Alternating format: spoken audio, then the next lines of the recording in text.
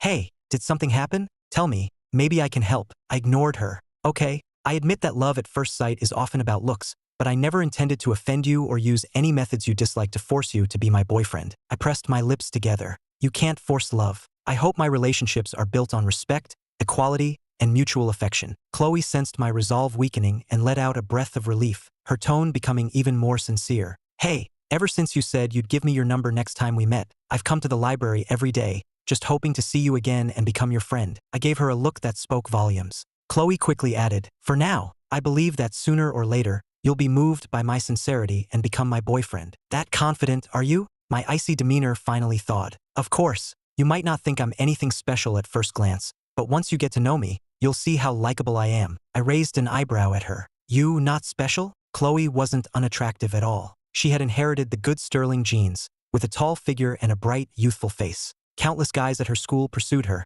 and with her family's wealth, she was definitely a big name on campus. After some conversation, the distance between us closed considerably. We found a cafe to have coffee, and Chloe asked why I had been in a bad mood earlier. I remained silent for a while before carefully recounting what had happened, only saying that a wealthy couple had shown up, claiming my parents had done them a favor and now they wanted to adopt me. Chloe looked utterly baffled. Hey, you look like you're almost an adult. What do they mean, showing up now and wanting to adopt you? I glanced at her and said calmly, they're very rich. They said if I agree to be their son, I could skip years of struggle. Being rich makes them special? Chloe scoffed, annoyed. Before she could finish, her expression froze. Hey, yes, I said, knowing what she was about to ask. I nodded. I'm an orphan. I never knew my dad, and my mom passed away when I was 7. Since then, I've gotten through school thanks to charitable aid from others. My tone was casual, my expression nonchalant, but this very demeanor made the story even more heart-wrenching. Chloe's heart ached for me. You must have had such a hard time all these years.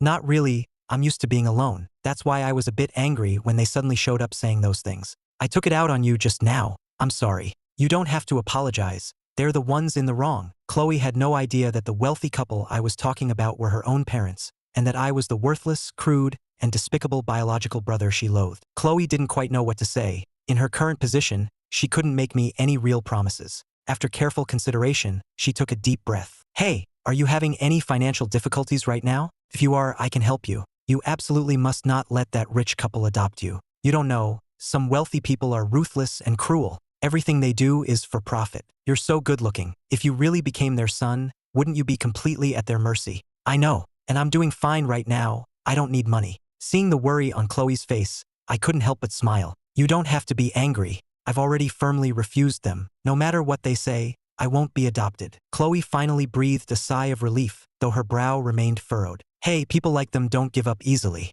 Tell me which family they're from. My family isn't super rich, but we have some pull in Miami. I can make a call, and they won't dare to bother you again. No need, just treat them like clowns. I shook my head. Talking with you is actually really nice. It's cleared my head a lot. With that, I took out my phone and finally let Chloe add me on iMessage. To become someone's unforgettable first love, you don't need much. A handsome face is enough. Of course, if you want them to be devoted and constantly thinking of you, you need to employ a push and pull strategy. When necessary, you can let them see your brilliant qualities, but it's crucial to maintain an air of mystery, revealing things bit by bit to keep them intrigued and surprised. For instance, while having coffee with Chloe, I casually mentioned that I had been fast-tracked into North Shore University at 15. After chatting for a bit, I made an excuse to leave. Where are you going? I can give you a ride. Chloe was obviously reluctant to see me go, her gaze so intense it was almost tangible. I couldn't let you do that. I just have something to take care of. The house I bought hasn't been renovated yet, and since it's where I'll be living, I need to find a good design team. Can I ask you out to dinner next time then?